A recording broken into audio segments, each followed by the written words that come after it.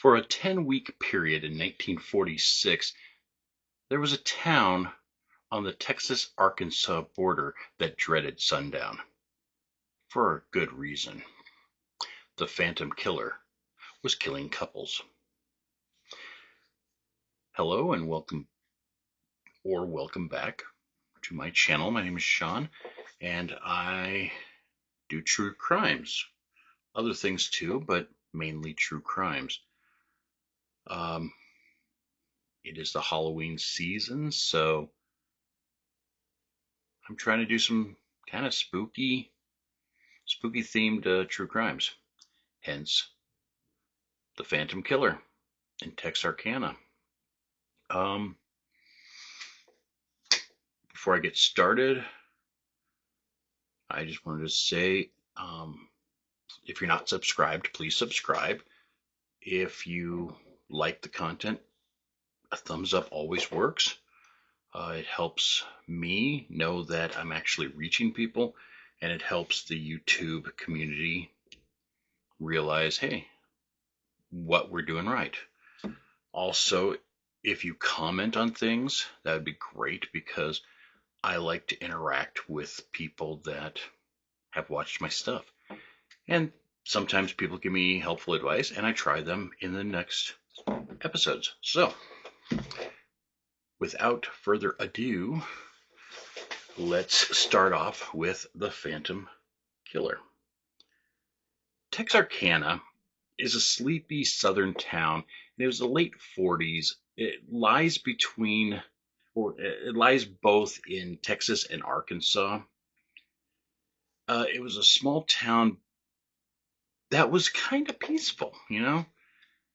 Residents would hardly lock their doors.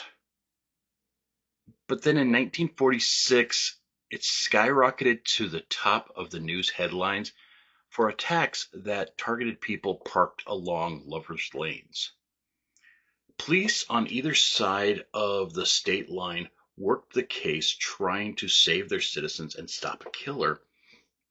Many say that this case is the start of campfire tales of the man with the hook. That one that would two lovers being in a car listening to the radio about a killer that escaped from an insane asylum with a hook, and they'd hear scratching on their door, and they drove off, and when they got home, they just found a bloody hook hanging from their door handle. Well, there's no hook in this story, but there is plenty of blood, and there is a scar on a town that eventually used it to their advantage, I guess. It all started February 22nd, 1946, around 11:45 p.m. Jimmy Hollis, 25, and his girlfriend Mary Jean Larry, 19, parked along a dark, secluded road known as Lover's Lane. Now, for all that you know, everyone knows I always post pictures of the people I'm talking about. I could not find Mary's picture for the life of me. I searched for about an hour. I could find for everyone else, but I could not find anything about Mary. So apparently there's something about Mary that remains hidden. Sorry, bad joke. They had just watched a movie, and they're going to have some quiet time alone, or so they thought. He parked about 300 feet away from the last row of houses on this dark road. 10 minutes later, they were interrupted by a man wearing a white cloth mask, kind of like a pillowcase, but it had eye holes, and some of the evidence that I read said that there was a mouth hole cut out, but some of it was saying that it was just the eye holes were cut out. So I don't know which one's which. I mean, I read multiple sources, and they flip-flop between the two. But he was shining a flashlight into the couple's eyes, and they noticed that he was holding a pistol. He said that he didn't want to kill them, but they needed to do what he said. He ordered them out of the car using the driver's side door, apparently, so then they couldn't run off the other way. Once out, he ordered Jimmy to drop his pants. And he actually said, "Drop your goddamn britches." Well, Jimmy complied, and as soon as they dropped and hit the floor, he got hit in the head with the pistol. The guy just cold cocked him twice in the head. And it was so loud. Mary thought that he had been shot in the head. She thought that, instead of hitting him in the head, he shot him in the head. But in fact, that sound that she heard was his skull fracturing. He, of course, fell to the ground. Mary dropped down, grabbed his wallet, and showed it to the assailant, saying, "Hey, we don't have any money." She thought that they were being robbed, and she was just trying to save herself and save her boyfriend. But that's not what the masked man wanted. He ordered her to stand up, and when she did, he told her to run. Well, she saw a car parked down the road and ran for it. But when she got there, she found out it was empty. And then he confronted her again and asked her, "Hey, why are you running?" And she's like, "Well, you told me to run." He's like, "You're a liar," and he knocked her down. Once she was on the ground, he assaulted her sexually with the barrel of his gun.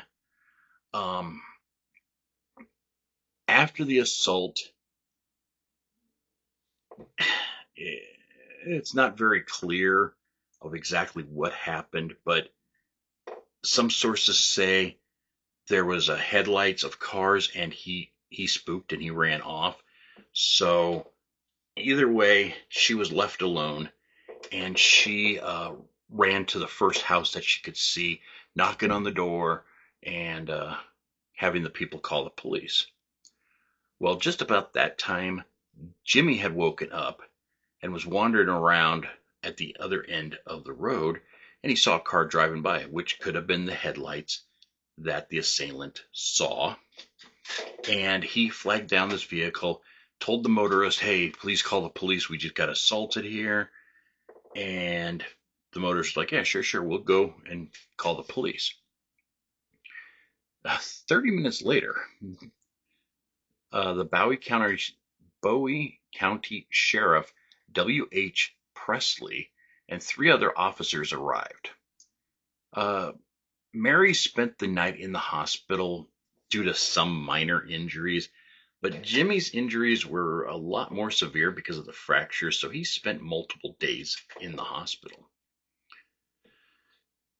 The police interviewed them. They searched the area, couldn't find anything.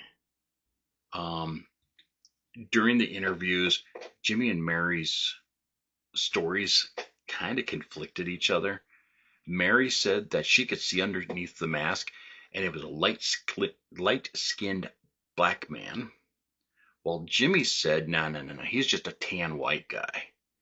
But Mary went on to say that it was the inflections in his voice that made her think it was a black guy. Back then, they didn't know much about conflicting eyewitness statements. 5 people can watch the same thing and each say something different. They didn't realize that, and they were convinced that Mary was lying to them. They thought that she knew who the assailant was and was just trying to hide the identity because she didn't want them to get in trouble.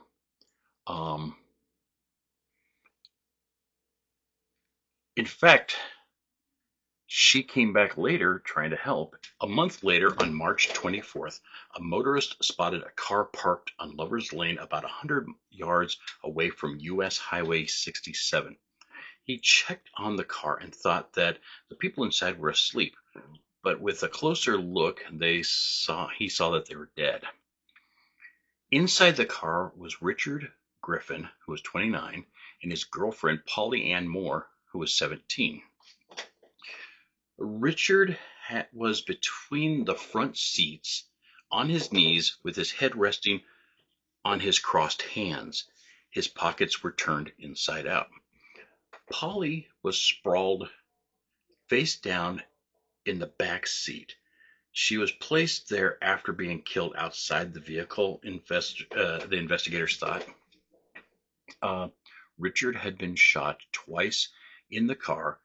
Both had been shot in the back of the head, and they were both fully clothed.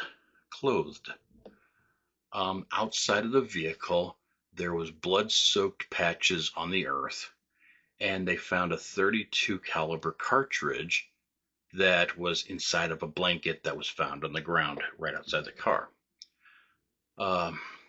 Records show that neither of the victims were examined by pathologists, so they didn't really do an in-depth search on either of the bodies.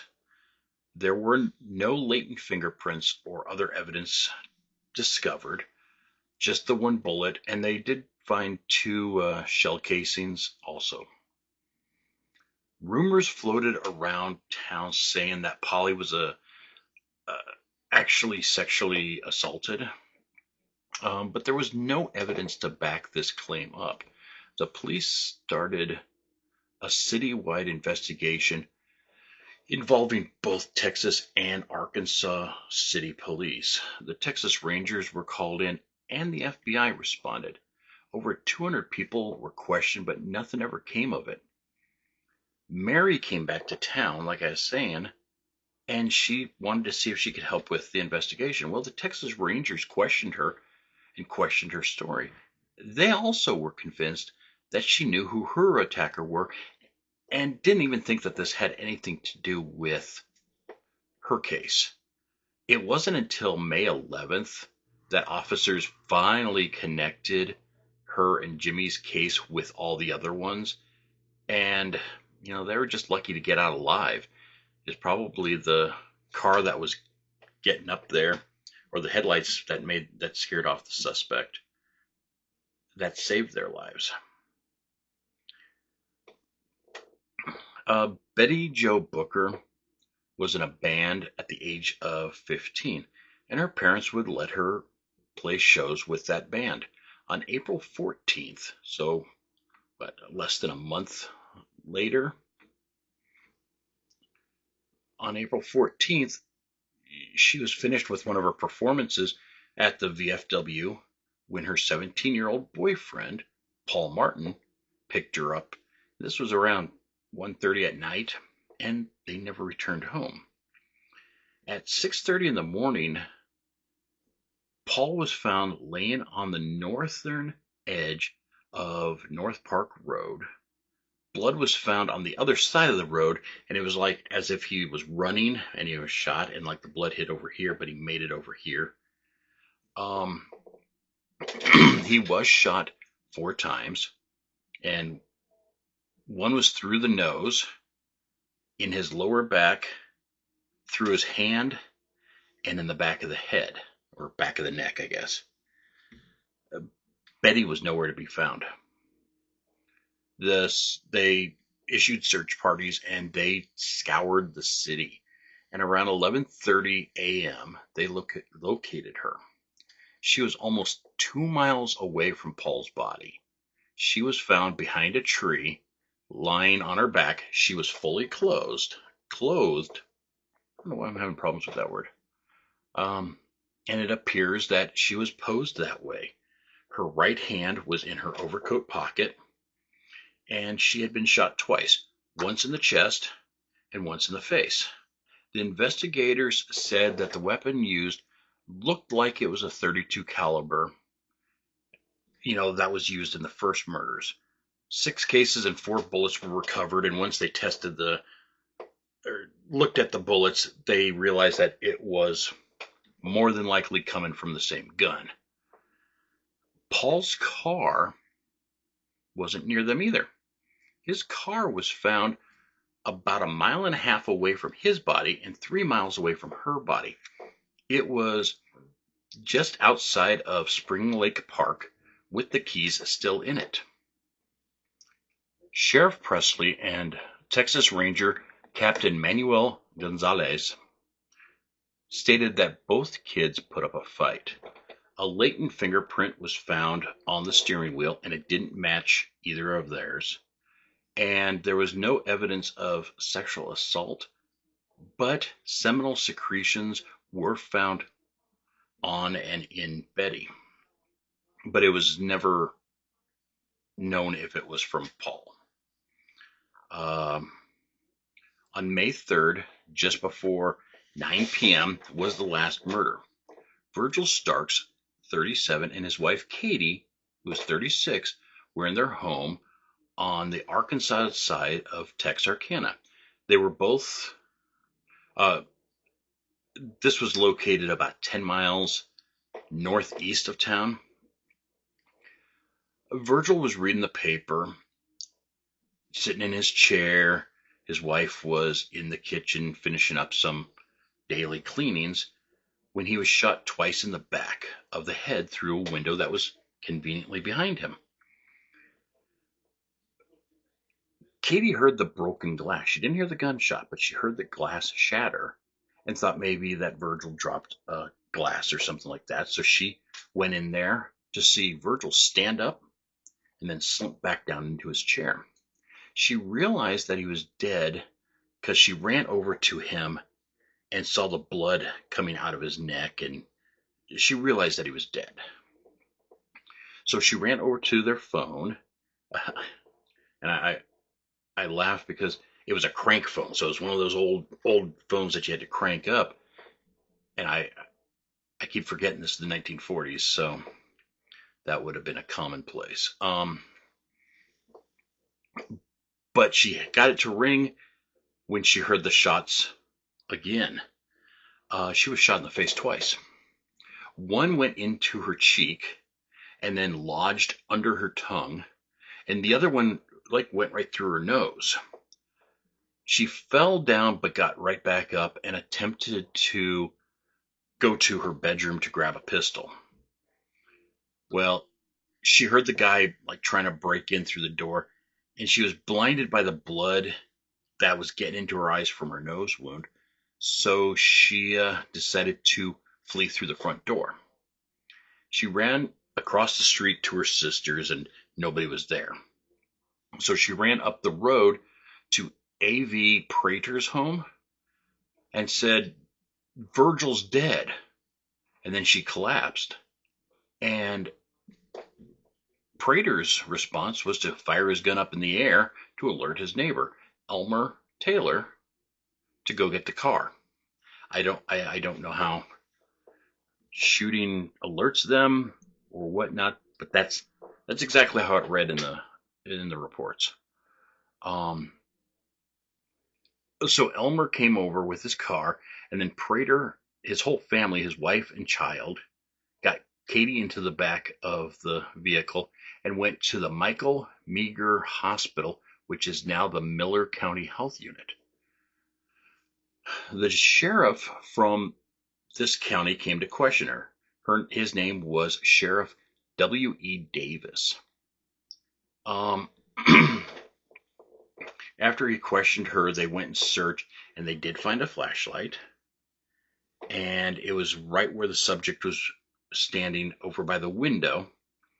And coincidentally, this is the first colored photograph that the Texarkana Gazette ever published, just to make sure that people knew what it looked like. And they're sitting there saying, "Hey, if you know anyone that has this type of flashlight, please contact police." The police were very hesitant to link the Stark murders to the other crimes because it was a different weapon used. This time it was a 22 caliber instead of the other, was a 32.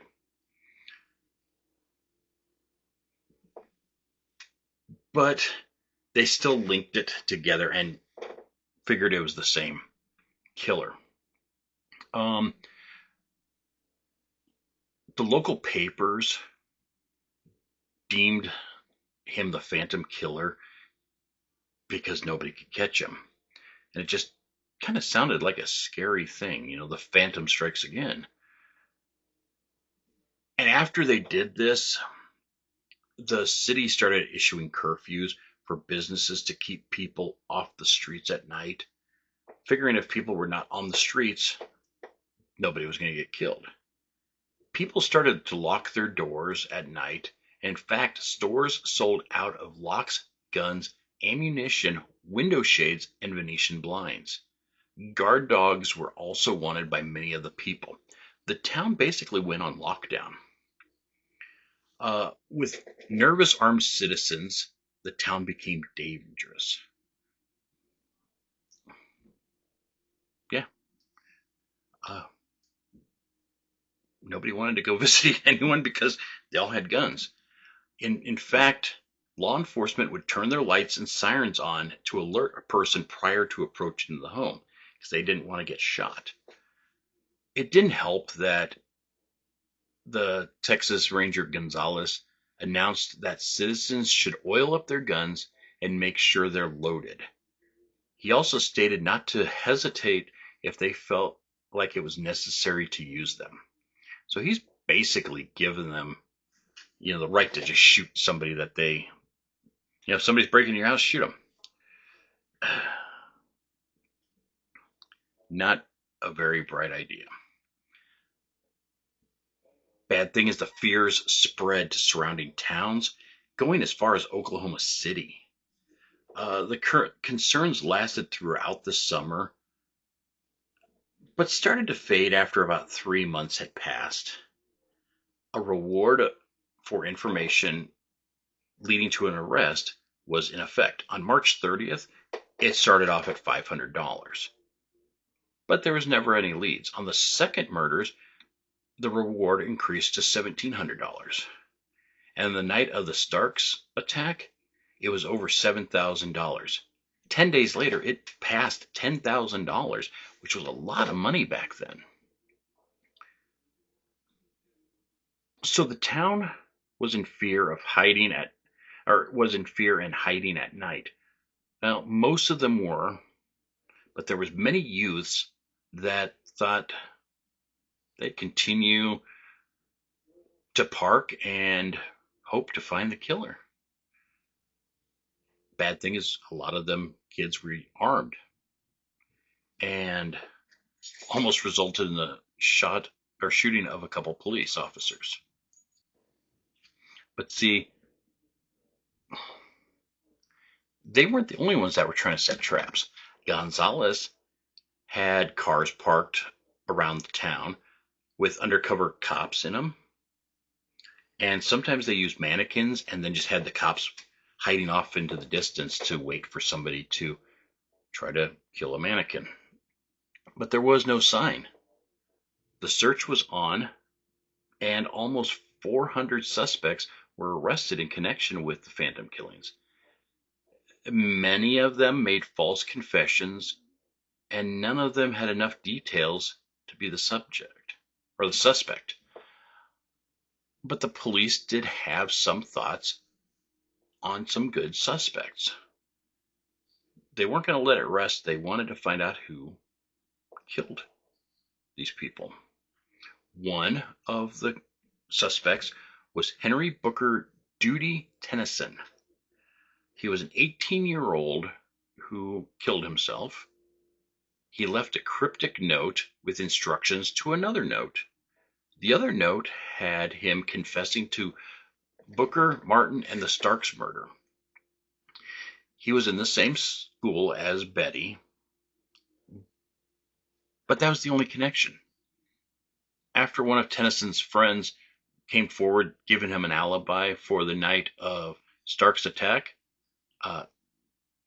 they didn't keep pursuing this. There was an unknown hitchhiker on May 7th who carjacked and robbed a guy. He told him that he had just killed 5 people in Texarkana and that he wanted to kill other people. Gonzalez was doubtful that this was the Phantom because he was boasting about these crimes, while the Phantom had eluded capture. So he didn't really think that the real Phantom would have been telling people, hey, I'm the Phantom. So they didn't follow that either, but they didn't know who the subject was either. The most likely subject was Ewell Sweeney. He was a 29, I can't speak. He was a 29-year-old card thief and counterfeiter. He counterfeited nickels. I don't understand that one. But he had a ring of nickel counterfeiting. But I guess back then a nickel was a lot. In July of 1946, he was arrested by Max Andrew Tackert.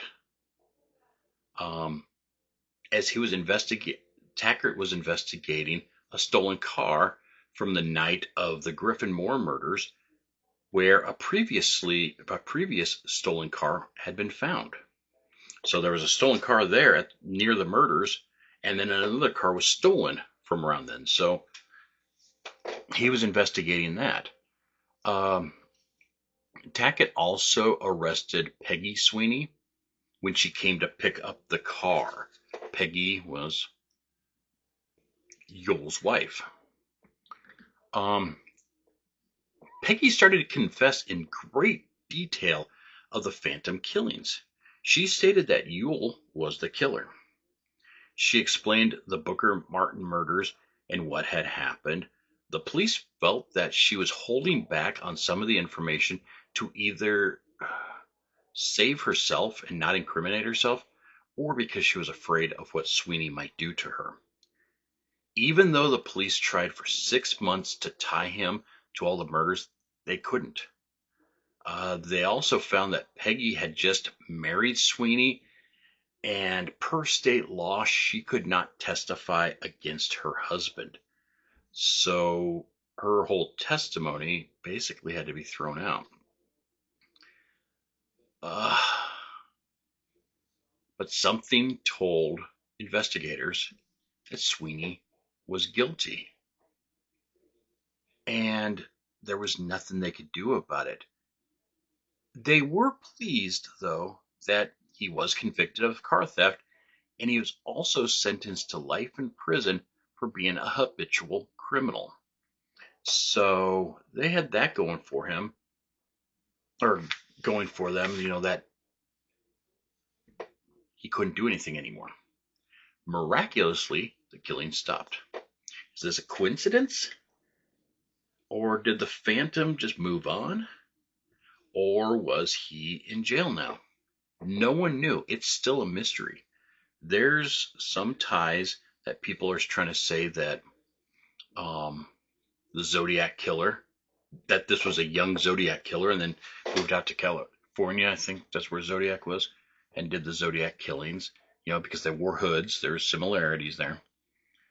Other people really believe that, it was Sweeney that did it. Bad thing is we're never going to know. I mean, this is 1946. Sweeney was eventually released from prison in 1973. The reasoning is because he was not represented by counsel, and he died in 1994 in a nursing home. Peggy Sweeney died in October of 2014, and Captain Gonzalez died in 1977. Katie Starks died July 3rd of 1994. And once again, I searched and searched and searched, and I could not find any death date for Jimmy or Mary. And I mean, I searched for a while. So I don't know whatever happened to them. They disappeared. In 1976, Charles B. Pierce made a film. He was from Texarkana and named the movie The Town That Dreaded Sundown. It was based on Gonzalez's investigation and his notes. It closely followed the actual crime. In 2014, they made a remake of the movie. It didn't follow the crime. So if you really want to see either one of them, I'd probably say see the 1976 version, because that is more close to what actually happened. Since 2003, Texarkana has had an annual screening at the movies in the park every year, and each year they do a showing of the original 1976 movie. I'm glad that the town could recover from this stain on their history, but it's also along the lines of, you know, wouldn't family members, I mean, most of them are deceased now, but I don't know if I really want to see a movie depicting my ancestors' murder. I don't know. I don't know how I'd feel about that, but I'm glad that they can move on and make it a part of their history. Next Monday, I will be doing the last salute to spooky season, trying to upload each week with a scarier and spookier true crime. Last week was a highway phantom. This week's a phantom killer. What's next week gonna bring? And then after that, the first 2 weeks of November, I'm probably gonna take some time off and get some more stuff ready. But as always, thank you for watching. Please join me next week. Please subscribe. Sorry. Please share, subscribe. It helps me. It helps the YouTube community. And it makes me know that I'm doing something good, because I love to entertain you. And I just want to get better and better and better to entertain you. So, with that said, love y'all. Be good to yourself and be good to others. Take care of yourselves. See you next time.